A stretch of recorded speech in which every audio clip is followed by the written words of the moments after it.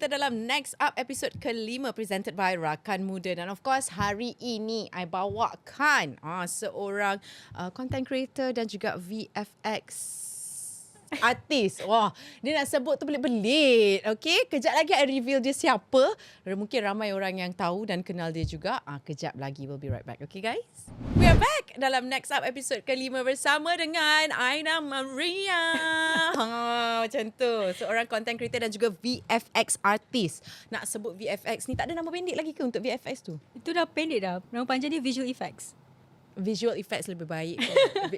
VFX tu dia macam tongue twister. Okay, Aina, of course, macam biasa, introduce yourself a little bit. I suka you bila sebut nama Aina Mariah. Dia macam ada lagu, ada jingle. Gila, nak buat lagi sekali. Aina Mariah, sila perkenalkan diri. Okay, hai semua. Saya tak tahu nak pandang kamera mana. Kamera awak sini. Oh, kat situ. Okay, saya Aina Mariah. Saya seorang video editor dan juga visual effects content creator. Saya tak gelar diri saya artis sebab artis ni kiranya you dah memang betul-betul very skillful in that particular field. So saya gelar diri saya VFX content creator je lah. Content creator jugalah. Content creator lah. Tapi dia visual macam effects. You lagi mahal daripada content creator biasa. Sebab you ada efek-efek you boleh buat yang mungkin I pun tak tahu macam nak buat. Aduh. Pening-pening kepala aku nak edit 1 jam. You edit mungkin 10 minit. Tak ada. I edit berhari-hari. Dia tak ada macam. Kalau you berhari, I berbulan. Dia macam tu. Dia level macam tu. You dah advance. Okay, kalau cerita pasal visual effects, apa first? You ingat tak? First video visual effects yang you buat? The first one is I think I buat this one video for Hawkeye. Okay. Tahu Hawkeye yang movie Marvel tu? So I macam berlari-lari tapi ada fire and then I try to escape the fire. Itu je lah. Macam mana you buat seorang ke? I buat seorang. Masa tu memang tak ada bajet. Kita one man show. So kita set up kamera, kita letak lighting. Lepas tu kita imagine lah diri kita kena avoid daripada fire. Okay, macam mana you nak buat? Sebab you buat seorang kan, one man show kan. So you dah pacak kamera. Selalunya kena ada orang yang macam cue lah. Kita cue diri sendiri lah. Tak, macam mana you rasa nak agak-agak? Kita cue diri sendiri. So because I tak pakai banyak camera movement je. So I just macam you cakap, I pacak kamera and I macam ni 3, 2, 1, action. Sendiri. Yes. Macam tu. Yes. You ingat lah. Alah, you pun boleh buat lah. Tu benda simple je. Jangan percaya sangat. Jangan percaya muka I ni. Nampak je confident tapi tak semestinya mampu ya. Boleh. I buat macam you jugalah. Aku boleh baca. Macam tu. First of all, kamera pun tak ada. Nak baca apa? Pakai phone lah. Kamera phone boleh lah. Okay, you nak kamera pakai tak ada Okay, so ramai tak tahu nak start dengan software apa untuk beginner. So for you lah, since macam you cakap tadi, you dah pernah try your first visual effect video tu. So macam you dulu start dengan apa?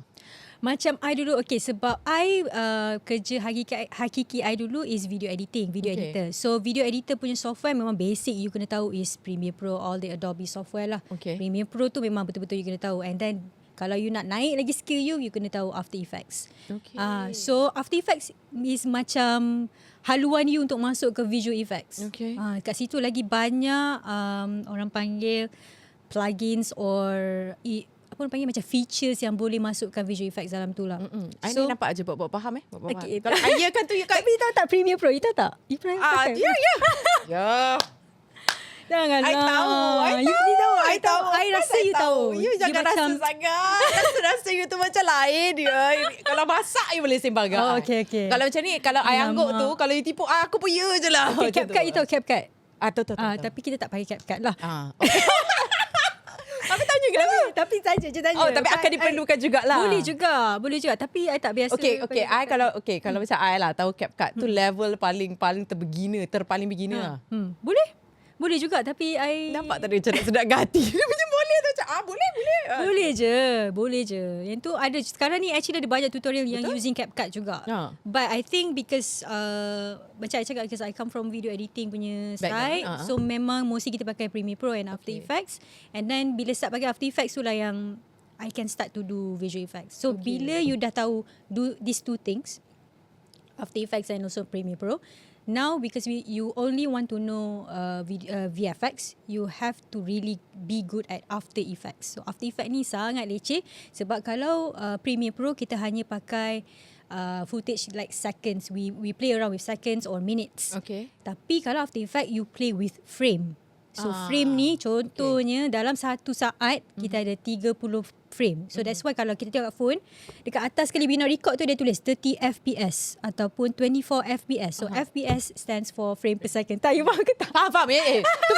Tu faham. Okay. Tapi dia macam masuk kelas tau. Macam masuk lecture yang macam aku tahu ya. Itu motif dia. Faham lah. Tak, I faham.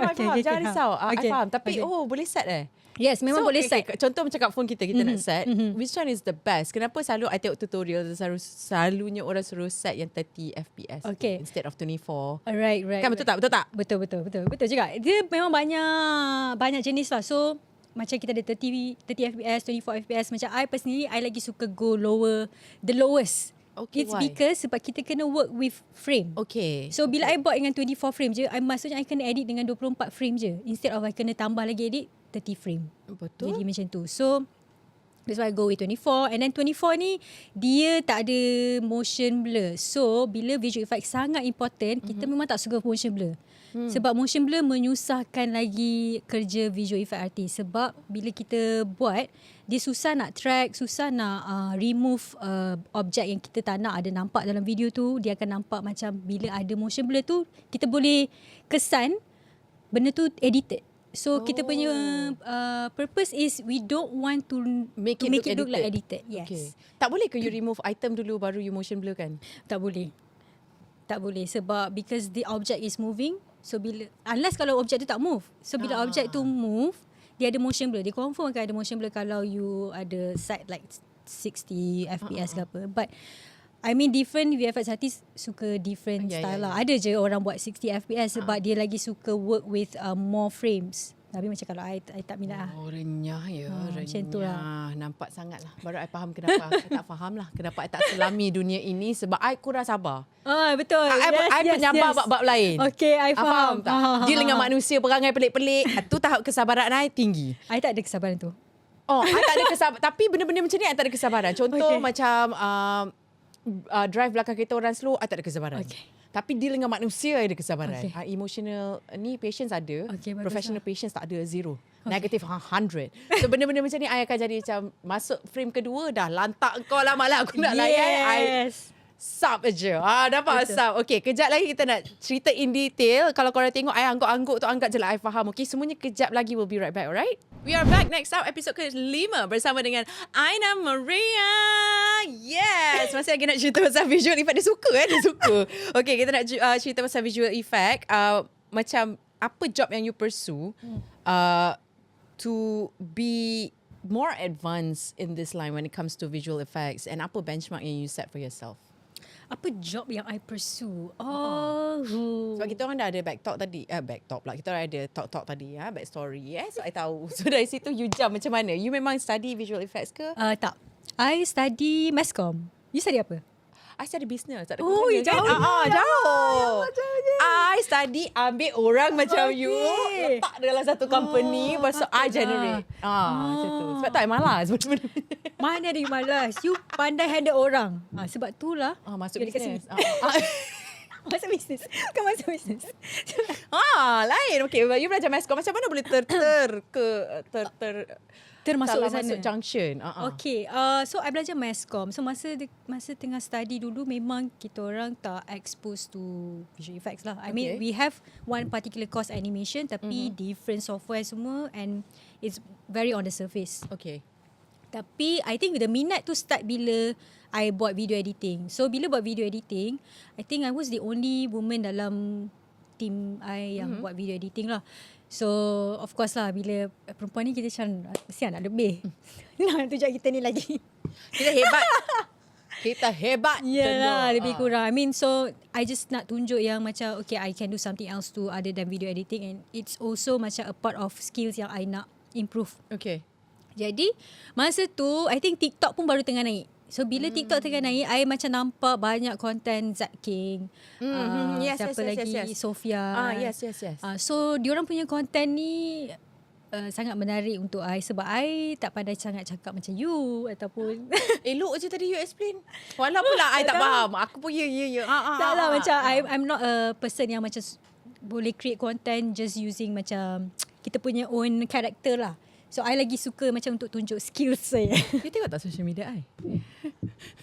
Untuk you nak cakap macam ni, tengok tak social media Ui, buka aib sendiri Janganlah buka aib sendiri. Tak apalah, kita sejujur kan. Kadang-kadang terlalu jujur rasa macam nak lepuk diri sendiri. Tapi I faham where you're going with that lah. I memang takkan pilih video-video yang perlu kan benda-benda macam tu sebab I tahu I don't have the skill set. So bila you nampak benda tu, that's when you realise that you want to go deeper into that. Yeah. So I wanted to try that, and then bila I started to post it on social media, and then somehow that video goes up more than the other videos I buat. Betul. Sebab itu tak kenapa ramai orang tak, it takes skill set to do that. Macam I pun suka tengok video-video macam tu sebab tahu diri sendiri tak mampu kan. Jangan nak macam tak serius. Macam I don't know how. I tak reti. Mesti confirm jadi terbalik weh. Instead of terbang aku jadi lain, tak tahu pergi mana. Keluar muka lain. Tak tahu pergi mana. Macam tu. So I faham. So ramai orang suka tengok because it's visual effects kan. You macam wah coolnya. So that's when you started. Yeah, that's when I started. I macam okay. So bila I start buat benda tu, I think brands are starting to recognise. Because kiranya that's my service lah. Okay. What I can put in my content is VFX. So I think because VFX ni is establishing, kiranya di tengah growing, not everyone yet has the skills to do that. Betul. So I think that is my plus point lah. Kalau nak work with brands, I cakap, okay, I can make content for you, but I'll put my VFX. Okay. So that's how I rasa up until now I can say I have also collaborated with Netflix Malaysia juga. I think that is one of my achievements lah juga, sebab sangat susah untuk especially macam Netflix is what, like a provider, like a TV network provider, something like that. I'm not sure what is the term, to acknowledge the skills that I have lah, and sampai diorang nak collaborate with me too. But of course they would, because diorang deal a lot with movies kan. So this has been used a lot in movies. That's why they akan macam more attracted to people that can have the skill set to do visual effect. Now, speaking about growing, AI is also growing and you are aware of that, right? Yeah. So bila AI growing, VFX pun growing. Untuk orang macam I yang tak ada skill set, yang mungkin don't really quite have knowledge apart from kita tahu existence of AI dengan existence of visual effects. How do we differentiate hasil AI dengan hasil VFX? I think because AI ni dia evolving terlalu cepat. Macam dulu kalau kita tengok Will Smith makan spaghetti, kita boleh nampak lah sangat tak betul lah dia punya tangan tiba-tiba kat sini whatever. But now it so much have evolved. Dia macam boleh nampak realistic Will Smith makan spaghetti. Tapi because kita tengok binatang bergerak-gerak. Yeah. Tapi you can see that it is an AI, betul? You macam ni AI. Betul tak? Actually to be honest, some really came out really looking good, especially like the animal punya videos yang macam betul ke budak ni makan, macam pandainya makan sendiri. Tapi bila I macam then you go back to realistic macam mana ada, then I think it's AI. But I think that's because the way we consume it. So that's why macam bila kita tengok banyak sangat videos yang macam AI, sampai kita pun macam rambang mata macam which one is real and which one is not. So I think sebab macam sebagai VFX content creator or VFX artist, I mean we can betul-betul nampak terus.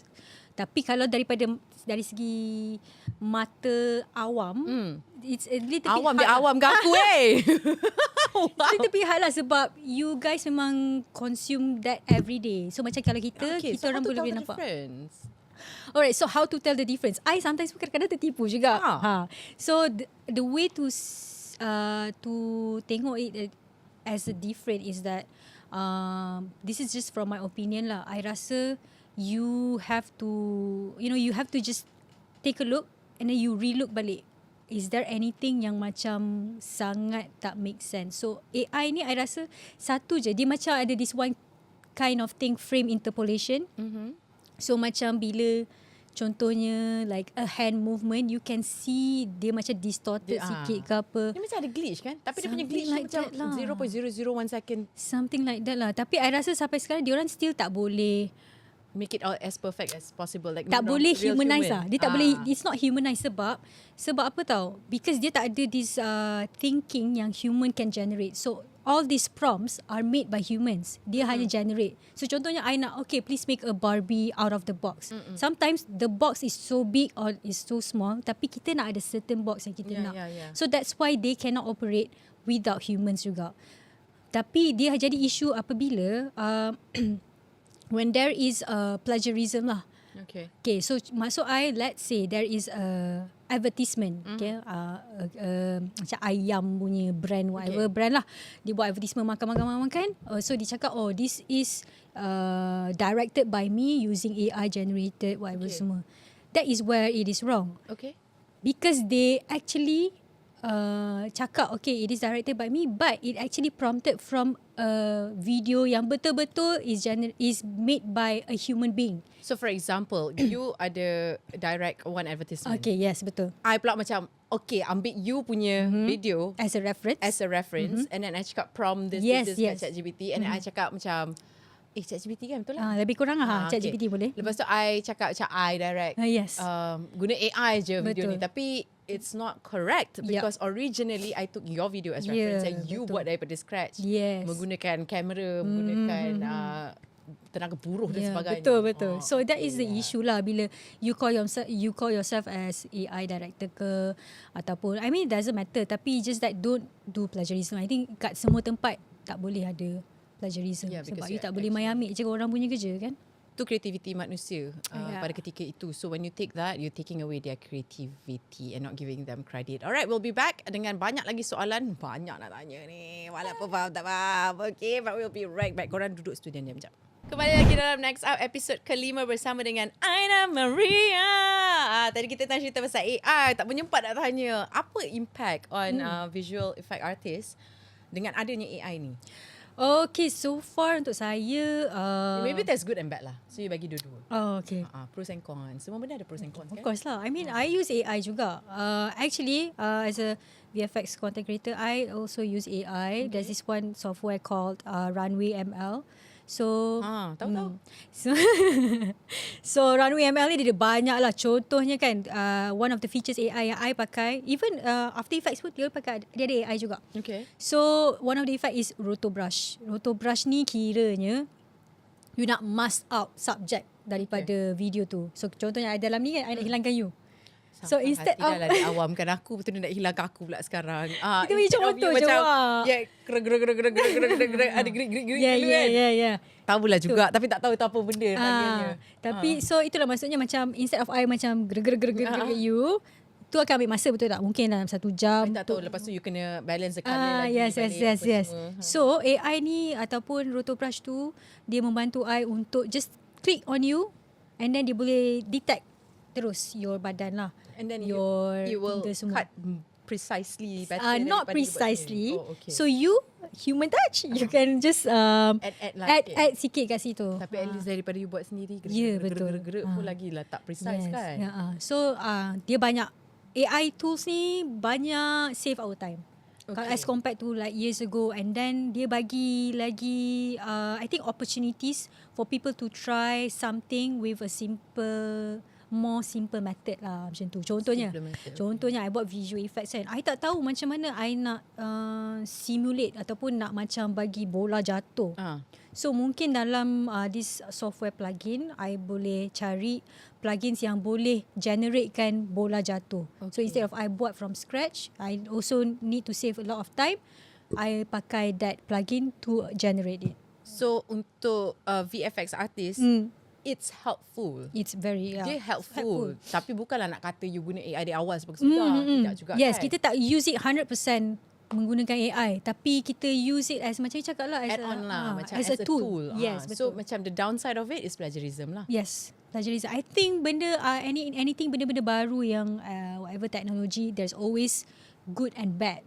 So you tak boleh use excessively, or you tak boleh use tak guna pun. Tak guna pun susah juga. It's up to you lah, your choice, individual choice kan. Ada setengah orang dia suka tau the old school way. Tapi ada setengah orang macam maybe like you said, time consuming. So nak save time sebab you banyak lagi benda nak buat, ada komitmen kehidupan lain semua, so boleh gunakan AI, but don't plagiarize. Yelah, you use it wisely lah. You use it macam macam mana? Berpada-pada. As a responsible user lah.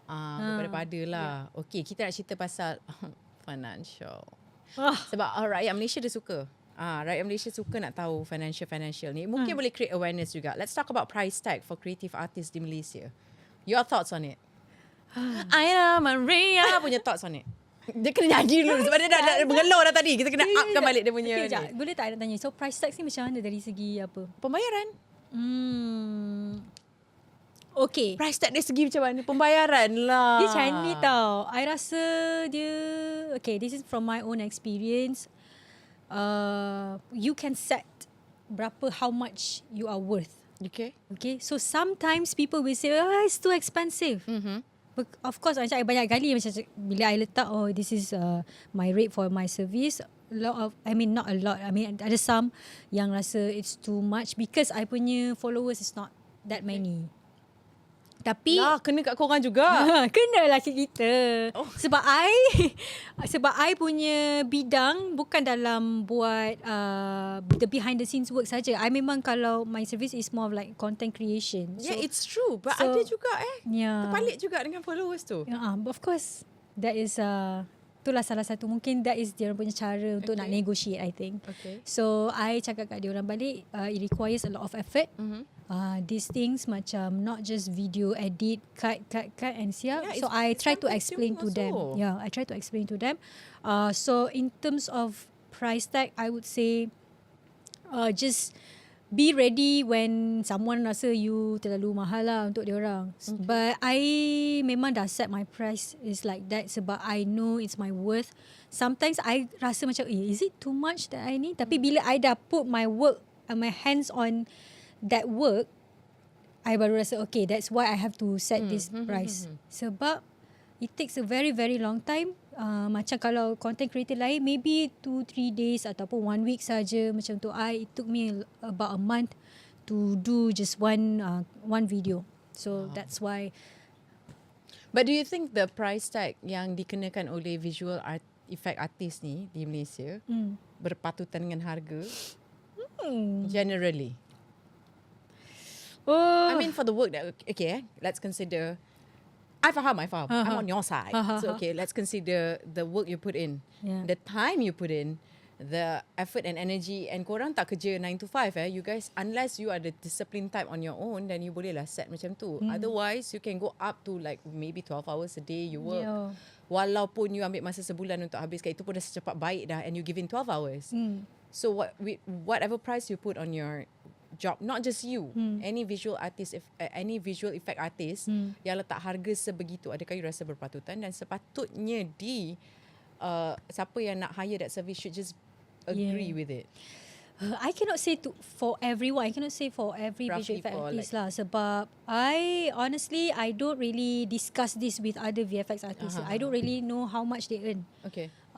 But what I could say is, it's very, sorry, makan dah terkeluar.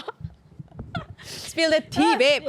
So it's very subjective. So I think the more important part is, macam bila I start dulu pun, I tak tahu berapa sepatutnya I letak. Sebab benda ni orang memang tak bagi tahu, you kena letak this much. Tahu. Tapi you should know your worth yourself. Tapi sekarang ni bila you dah put in, you dah tahu dah the work that goes behind the scene for a video that will be posted on where? Social media? On social media, yes. Yang at most how many minute duration? 45 seconds to 60 seconds. Not even a minute. It doesn't exceed a minute. Tapi kerja you sebulan nak buat 1 minit punya video ni. Do you think it's worth it? Do you think people should appreciate if they do want to have your service? For me it's worth it lah. Sebab I memang dah put my stand on. I cakap, kalau you nak buat benda-benda ni, this is the price.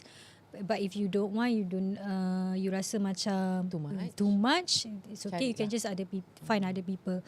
So that's why for me it's worth it. I rasa you boleh go lagi further up, tapi it also have to be aligned with your skill sets. Betul. So macam kalau you setakat hanya boleh hilangkan orang macam tu je, tak boleh lah you just set terus tinggi kan. Takkan hilangkan orang. So you kena betul-betul put your skill set and also your price sama. Faham. Okay, sekejap lagi kita nak sambung sebelum kita main game.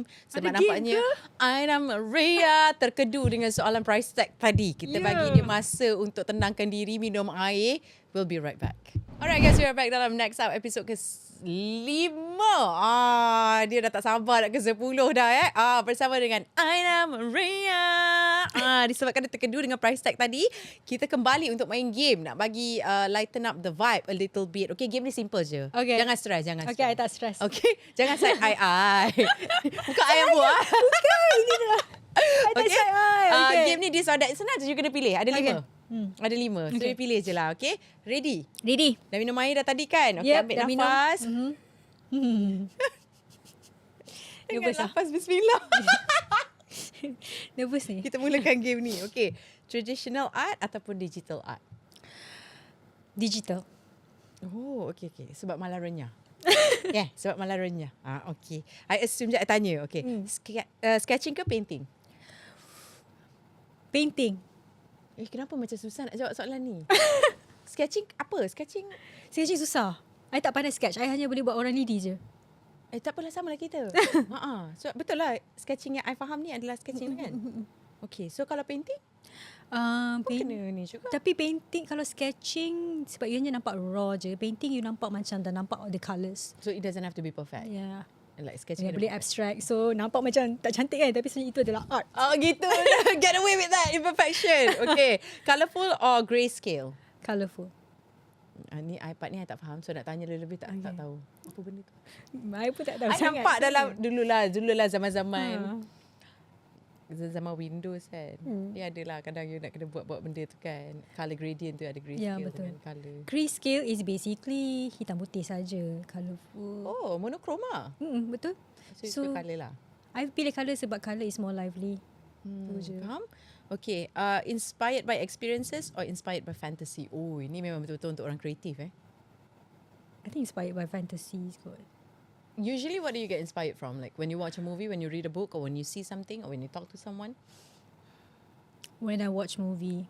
Sebab I usually see benda tu comes to real life. Okay. So benda tu kan actually I think sebab kalau I tengok video-video yang benda-benda visual effects ke apa, I think a lot of it comes from people's imagination. Okay. So that's why bila I nampak benda tu jadi reality, so I want to try to do that. So you kan banyak tengok action movie lah? Ke you banyak tengok macam sci-fi or fantasy movies? Both. Both. Boleh tambah soalan tak? So boleh favorite movie? Favorite movie? Untuk visual effects for you to get inspired from. Like okay, out of action. Harry Potter. Aku dah agak dah pun nak tanya. Tak sempat nak sampai ke situ. Okay. Sebab dia punya tu memang banyak lah. Sebab even it's not just the one. Kalau you masuk dalam dia punya the school hall kan, you nampak the frames kan. All the frames are moving. Macam ada macam even profesor dia tengah lili gerak-gerak. So benda macam tu, even the small details pun I rasa memang minat. So all Harry Potter movies? All Harry Potter movies has become an inspiration for you. Betul lah, sama lah kita. I suka tengok lah, tak suka buat. Tapi I terbayang juga lah, I terfikir macam mana orang tu buat lah, must be. And at that time tak ada AI kan? Buat, so I don't know macam how they do it. Maknanya from scratch. Okay, last one. Morning artist or night owl artist? Night. I think ada seorang kreatif memang malam lah. Dia pagi-pagi macam terlalu banyak matahari. Kita tak boleh bekerja dengan lepas banyak tu matahari. macam bangun-bangun you tak boleh just be creative terus tau. You macam sejenis RAM lambat juga nak start Sangat lambat. Oh, masih lagi Windows 98 juga macam I? Ya. Sama-sama. Windows 97 kot. Ada ke? Ada. 97 ke? 98 ke? Bukan 97 eh? Tak tahulah. Tak lagi kita tanya. Okay. Source. Yang I tahu dia 97. Oh, betul lah. You betul. 97. Like, I cakap jangan percaya I bukan tahu sangat teknologi ni. Tapi zaman I kenal 98 lah. Dia lambat sikit RAM dia nak start. Dia nak kena panas dulu. Lepas tu kena make sure kipas tu function. Lepas tu pakai mouse yang ball tu. Lepas tu jangan lupa ada hard disk. Betul. Hard disk tu 2 megabyte ke 2 kilobyte. Lepas tu nak tunggu dia read bila ada lampu hijau. Hard disk lah. Disk jet tu kan. Apa nama? Hard disk kau orang panggil? I pun tak tahu lah. Alah yang petak tu. Disk jet kan? Oh ya, disk jet. Hard disk tu yang sekarang ni. Yang hard disk yang I panggil benda tu hard disk tu. You panggil hard disk dulu kan? You panggil hard disk dulu Kan ada nama lain tak ingat lah. Okay, komen kat sini. Disk jet I don't know. Alah yang I know that thing yang kotak. Right? I tahu dia macam very nipis yang kita boleh patahkan tu. Benda tu yang kalau lepuk orang sakit weh. Dia macam cakap Dijat. Tolong tengokkan. Benda tu Tolong somebody please. Dijat. Guys. Lepas tu baru kita CD CD, yes. CD tu pun CD dia dah masuk. Lap masuk. Lepas tu you kena tunggu. Kalau CPU tu ada bunyi maknanya CD tu alhamdulillah bisa di-read. Kalau dia tak ada, dia diam aja maknanya CD tu mungkin rosak tak lakut kan. Alright guys, sampai ini je game kita. Jangan komen. Jangan komen apa Aina cakap tadi. Apa nama dia? Sekejap kita cari source. Floppy disk. Floppy disk. Apa tadi? Hard disk. Yang penting ada disk lah. Boleh lah. Bagi Chana You cakap apa tadi? Diskjet. I tak tahu. Diskjet tu I rasa tapi diskjet tu ikut yang dia punya dalam tu. Oh ya. Itu Macam please insert the diskjet. Betul lah tu betul. Tapi bukan yang benda kita cakap. Ya.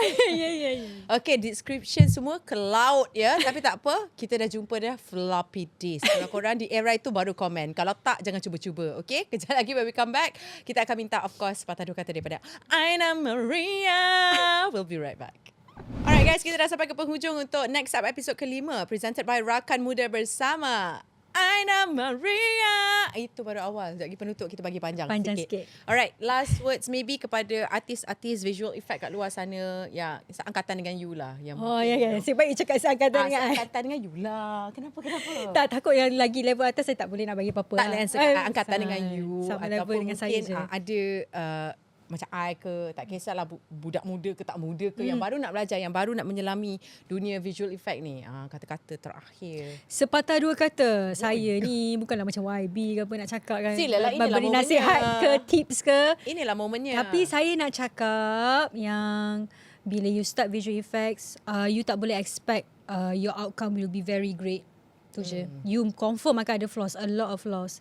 So bila you nampak flaws tu, jangan tak post. Post je terus. Sebab bila you keep on holding it, you tak post benda-benda tu, susah orang nak nampak you punya you punya creativity.